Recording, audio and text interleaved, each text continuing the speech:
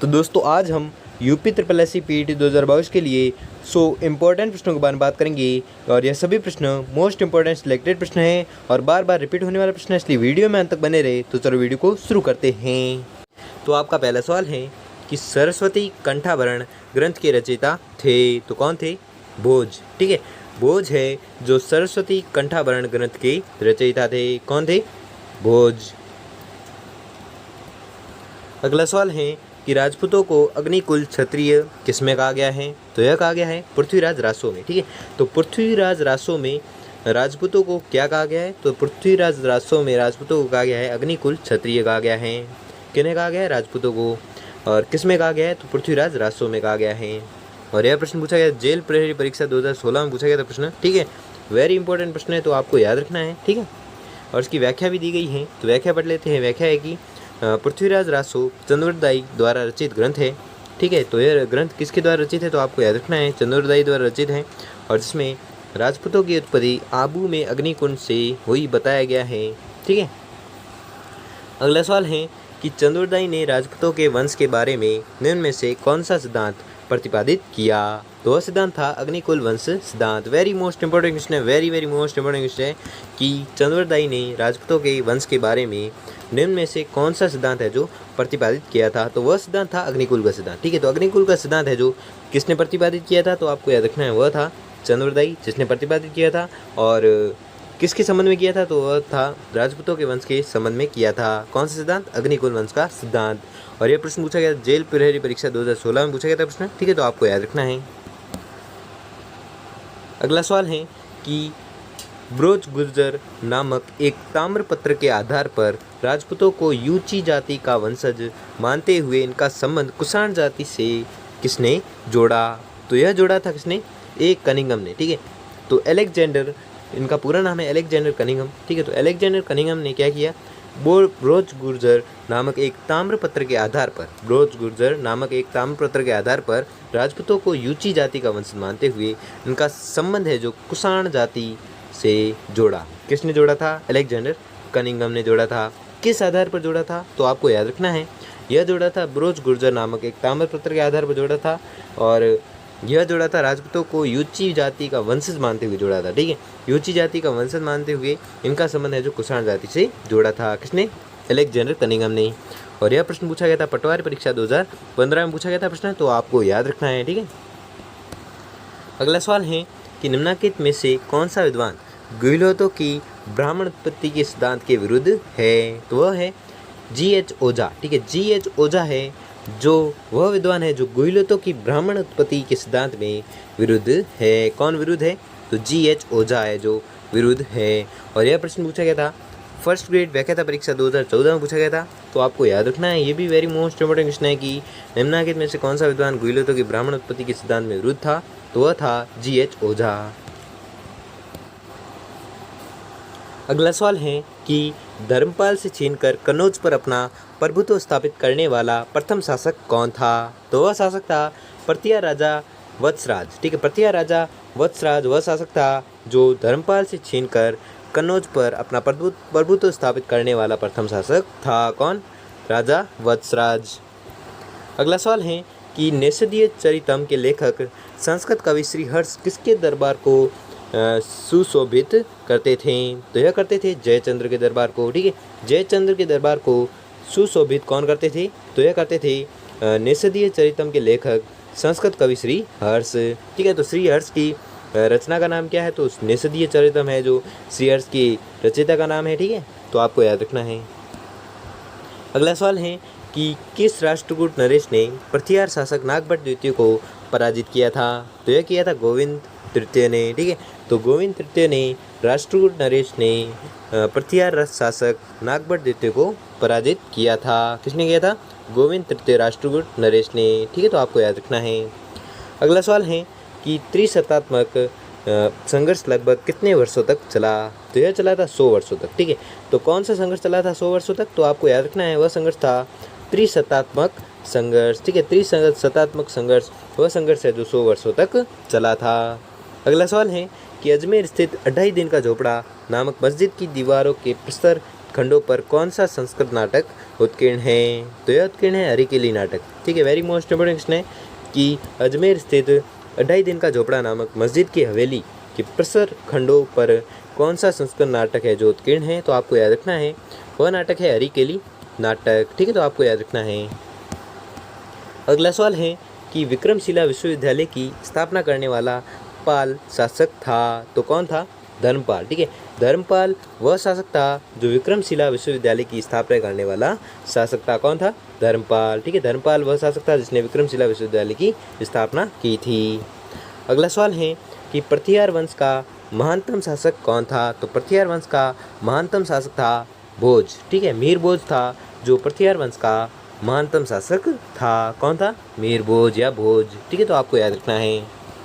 अगला सवाल है कि किस पृथ्वीहार शासक ने मोहम्मद गजनवी के सम्मुख आत्मसमर्पण किया था, जिसके कारण चंदेल नरेश गंड तथा उसके पुत्र विद्याधर ने उसके इस कायरतापूर्ण कार्य के लिए व्यवहार के लिए दंडित करने के लिए उसकी हत्या कर डाली थी? तो यह की थी किस पृथ्वीहार शासक ने?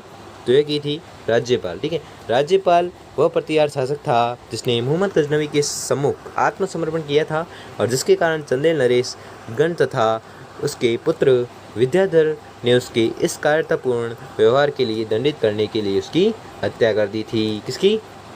राज्यपाल की। अगला सवाल है कि निम्नलिखित में से किसने वातापी या बादामी के चालुक्यों को पराजित कर राष्ट्रकूट साम्राज्य की स्थापना की थी? तो यह की थी दंती दुर्ग। ठीक है, दंती दुर्ग वातापी के चालुक्य को पराजित कर राष्ट्रकूट साम्राज्य की स्थापना की थी। ठीक है, तो आपको याद रखना है। अगला सवाल है कि संस्कृत कवि पद्मगुप्त ने अपनी कृति नवसाहसक चरितम, ठीक है, नवसाहसक चरितम में किसके महान कार्यों का वर्णन किया है? तो यह वर्णन किया है सिंधुराज के महान कार्यों का वर्णन किया है। किस में वर्णन किया है? तो वह वर्णन किया है नवसाहसांक चरितम में। ठीक है, नवसाहसांक चरितम में किसके महान कार्यों का वर्णन किया गया है? तो वह किया गया है सिंधुराज के महान कार्यों का वर्णन। और एक कृति किसकी है अगर पूछे तो परीक्षा में, तो आपको याद रखना है यह कृति है पद्मगुप्त की। ठीक है, तो आपको याद रखना है किसकी कृति है? पद्मगुप्त की। अगला सवाल है कि सुल्तान मोहम्मद गजनवी ने किस सन में भारत के विरुद्ध पहला आक्रमण किया था? तो यह किया था 1000 ईस्वी में। ठीक है, तो 1000 ईस्वी में सुल्तान मोहम्मद गजनवी ने भारत पर आक्रमण किया था। कब? 1000 ईस्वी में। परीक्षा में अगर पूछे तो आपको याद रखना है कब किया था? 1000 ईस्वी में। और ये वेरी मोस्ट इंपोर्टेंट क्वेश्चन है, ठीक है, तो आपको याद रखना है। अगला सवाल है कि भारत के विरुद्ध मोहम्मद का अंतिम अभियान किस सन में हुआ? तो यह हुआ था 1027 में। ठीक है, 1027 में मोहम्मद ने अंतिम आक्रमण किया था। कहाँ पर? भारत में। ठीक है, तो भारत में अंतिम आक्रमण मोहम्मद गजनवी ने कब किया था? तो आपको याद रखना है यह किया था 1027 में। अगला सवाल है कि वह कौन सा शासक था जिसने चिकित्सा विज्ञान, खगोल शास्त्र, वास्तुशास्त्र आदि विविध विषयों पर 20 से अधिक ग्रंथों की रचना की थी? तो वह शासक था परमार नरेश भोज। ठीक है, परमार नरेश भोज वह शासक था जिसने चिकित्सा विज्ञान, खगोल शास्त्र, वास्तुशास्त्र आदि विविध विषयों पर 20 से अधिक ग्रंथों की रचना की थी। किसने? परमार नरेश भोज ने। अगला सवाल है कि विभिन्न राजपूत राजवंशों द्वारा शासित राज्यों में से निम्नलिखित में से कौन सा राजपूत राजवंश एवं उसका राज्य सुमिलित नहीं है? तो आपका उत्तर होगा मेवाड़ के चंदेल। ठीक है, मेवाड़ के चंदेल है जो विभिन्न राजपूत राजवंश द्वारा शासित राज्यों में निम्नलिखित में से मेवाड़ के चंदेल राजपूत राजवंश एवं उसका राज्य है जो सुमिलित नहीं है। कौन सुमिलित नहीं है? मेवाड़ के चंदेल। अगला सवाल है कि 736 ईस्वी में दिलिक या दिल्लिक नगर की स्थापना तोमरों ने की थी और 12वीं शताब्दी में निम्नलिखित में से किस वंश ने तोमरों को पराजित कर दिल्ली पर अधिकार कर लिया था? तो यह किया था चौहानों ने। ठीक है, तो 12वीं शताब्दी में चौहान वंश ने तोमरों को पराजित कर दिल्ली पर अधिकार कर लिया था। किसने किया था अधिकार? तो चौहानों ने किया था। किसको पराजित करके किया था? तो यह किया था तोमरों को पराजित करके किया था। और तोमरों ने दिल्ली पर अधिकार कब किया था? तो 733 में दिल्ली पर अधिकार किया था। किसने? तोमरों ने। और बाद में 12वीं शताब्दी में जो चौहानों ने दिल्ली पर अधिकार कर लिया और तोमरों को पराजित कर लिया। अगला सवाल है कि अजमेर के चौहान या चहमान वंश का निम्नलिखित में से कौन सा राजवंश सबसे प्रबल शत्रु था? तो वह था कन्नौज के घेड़वाल। ठीक है, कन्नौज के घेड़वाल राजवंश सबसे प्रबल शत्रु था। किसका था? तो अजमेर के चौहान वंश का। ठीक है, तो अजमेर के चौहान वंश का प्रबल शत्रु कौन था? तो आपको याद रखना है, अगर प्रबल शत्रु का एग्जाम में पूछे तो आपको याद रखना है वह था कन्नौज के घेड़वाल। ठीक है, कन्नौज के घेड़वाल है जो अजमेर के चौहान वंश का प्रबल शत्रु था। अगला सवाल है कि चौहान राजा पृथ्वीराज तृतीय से घेड़वाल राजा जयचंद्र की पुत्री संयोगिता के विवाह की प्रसिद्ध प्रेम गाथा या प्रेम कथा का उल्लेख किस कृति में मिलता है? वेरी मोस्ट इंपोर्टेंट क्वेश्चन है। ठीक है, इसे मार्क कर लो, कुछ भी कर लो, याद करना है कैसे भी करके। ठीक है, तो क्या प्रश्न है कि चौहान राजा पृथ्वीराज तृतीय से घेड़वाल राजा जयचंद्र की पुत्री संयोगिता के विवाह की प्रसिद्ध प्रेम गाथा का उल्लेख किस कृति में मिलता है? अगर परीक्षा में पूछे तो कुछ भी नहीं सोचना है, पृथ्वीराज रासो पर टिक कर देना है। यह आपका सही जवाब हो जाएगा कि पृथ्वीराज रासो की कृति में मिलता है किस प्रेम कथा का वर्णन? तो वह प्रेम कथा है जयचंद्र की पुत्री संयोगिता के विवाह की प्रसिद्ध प्रेम कथा का वर्णन। ठीक है, जयचंद्र की पुत्री संयोगिता और पृथ्वीराज तृतीय के प्रेम कथा का वर्णन मिलता है किस ग्रंथ से? तो आपको याद रखना है वह ग्रंथ है पृथ्वीराज रासो। अगला सवाल है कि अपने शिलालेख में हिंदी की देवनागरी लिपि का प्रयोग करने वाला प्रथम पूर्व मध्यकालीन राजवंश कौन था? तो वह राजवंश था चंदेल। ठीक है, चंदेल राजवंश वह राजवंश था जो अपने शिलालेख में हिंदी की देवनागरी लिपि का प्रयोग करने वाला प्रथम पूर्व मध्यकालीन राजवंश था। कौन सा था राजवंश? चंदेल राजवंश।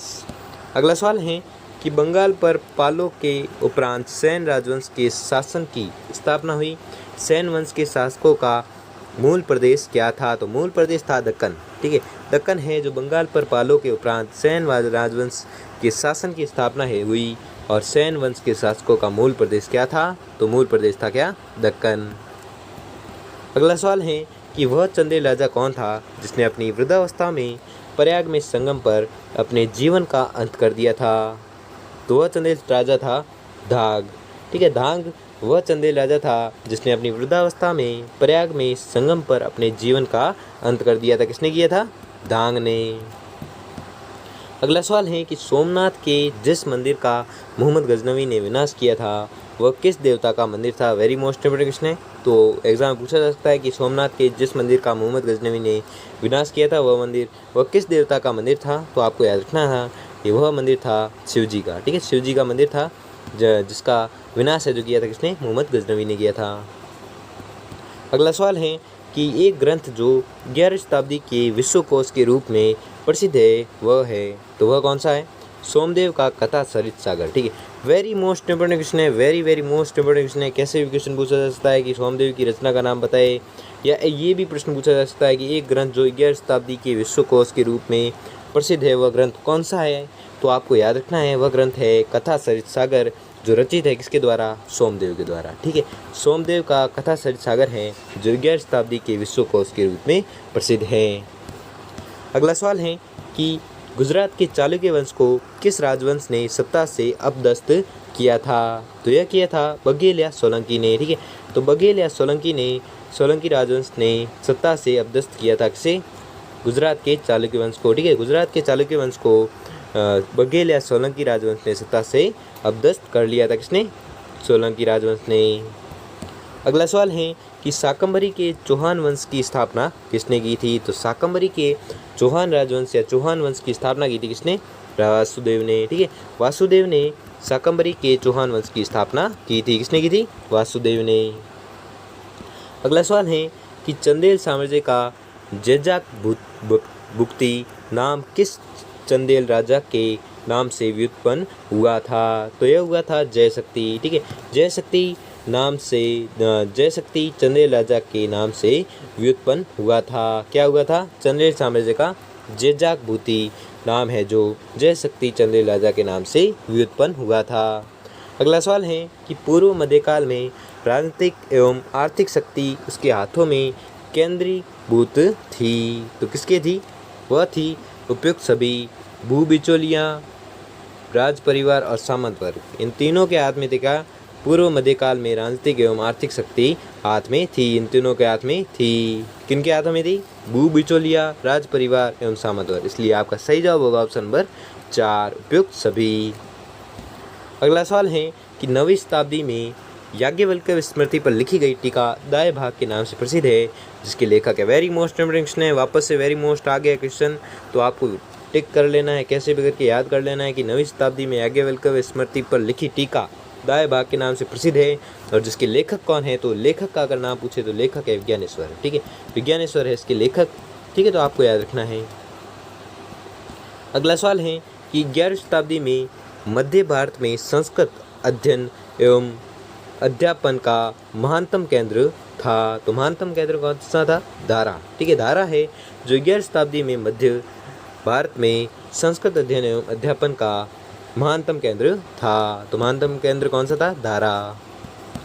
अगला सवाल है कि नालंदा विश्वविद्यालय में निम्नलिखित में से किस वैज्ञानिक विषय की शिक्षा प्रदान नहीं की जाती थी? तो यह नहीं की जाती थी जीव विज्ञान की। ठीक है, जीव विज्ञान विषय की शिक्षा है जो प्रदान नहीं की जाती थी। किस विश्वविद्यालय में? तो आपको याद रखना है वो विश्वविद्यालय नालंदा विश्वविद्यालय। ठीक है, तो नालंदा विश्वविद्यालय में है जो जीव विज्ञान की शिक्षा है जो नहीं दी जाती थी। अगला सवाल है कि पूर्व मध्यकाल में विद्या अध्ययन का महानतम केंद्र था, तो महानतम केंद्र कौन सा था? नालंदा विश्वविद्यालय। ठीक है, तो नालंदा विश्वविद्यालय है जो पूर्व मध्यकाल में विद्या अध्ययन का महानतम केंद्र था। कौन सा था? नालंदा विश्वविद्यालय। अगला सवाल है कि पूर्व मध्यकालीन शासक राजपूत जातियों का उदय किस स्रोत से हुआ था? तो यह हुआ था कुछ आदिम जनजातियों के आत्मसातकरण से। ठीक है, कुछ आदिम जनजातियों के आत्मसातकरण से पूर्व मध्यकालीन शासक राजपूत जातियों का उदय हुआ था। अगला सवाल है कि अग्निकुंड सिद्धांत के अनुसार किस राजपूत जाति का जन्म नहीं हुआ? तो आपको याद रखना है वह नहीं हुआ है राठौड़। ठीक है, अग्निकुंड सिद्धांत के अनुसार है जो राठौड़ राजपूत जाति का जन्म है जो नहीं हुआ है। किस सिद्धांत के अनुसार? तो वह सिद्धांत है अग्निकुंड सिद्धांत। अगला सवाल है वेरी मोस्ट इंपोर्टेंट क्वेश्चन आ रहा है, वापस टिक लगा दो कि तराइन का प्रथम युद्ध 1191 ईस्वी में किन किन के मध्य हुआ था? तराइन का प्रथम युद्ध हुआ था किन किन के मध्य? मूलराज द्वितीय एवं गौरी के मध्य। ठीक है, तो मूलराज द्वितीय के मध्य और गौरी के मध्य हुआ था। कौन सा युद्ध हुआ था? तराइन का प्रथम युद्ध हुआ था। ठीक है, सॉरी ये गलत है, पृथ्वीराज एवं गौरी के मध्य हुआ था। सॉरी, पृथ्वीराज और गौरी के मध्य हुआ युद्ध का नाम क्या है? तो वह युद्ध हुआ था तराइन का युद्ध। कब हुआ था? 1191 को। वेरी मोस्ट इंपोर्टेंट क्वेश्चन है, आपको याद रखना है। और किन के मध्य हुआ था? तो ये भी याद रखना है, ये हुआ था पृथ्वीराज एवं मोहम्मद गौरी के मध्य हुआ था। कौन सा युद्ध? तराइन का युद्ध।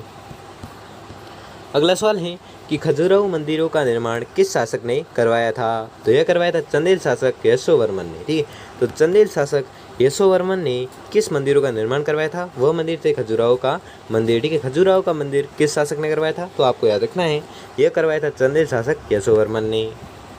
अगला सवाल है कि बादामी के चालुक्य शासक पुलिकेशिन द्वितीय ने कौन सी उपाधि धारण की थी? तो इन्होंने धारण की परमेश्वर की उपाधि। ठीक है, तो परमेश्वर की उपाधि है जो किसने धारण की थी? तो परमेश्वर की उपाधि धारण की थी बादामी के चालुक्य शासक पुलिकेशिन द्वितीय ने। ठीक है, तो बादामी के चालुक्य शासक पुलिकेशिन द्वितीय ने परमेश्वर की उपाधि है जो धारण की थी। अगला सवाल है कि उद्यंतपुर विश्वविद्यालय की स्थापना किसने की थी? तो यह की थी गोपाल पाल ने। ठीक है, तो गोपाल पाल ने उद्यंतपुर विश्वविद्यालय की स्थापना की थी। तो उद्यंतपुर विश्वविद्यालय की स्थापना किसने की थी? अगर एग्जाम में पूछे तो आपको याद रखना है इसकी स्थापना की थी गोपाल पाल ने।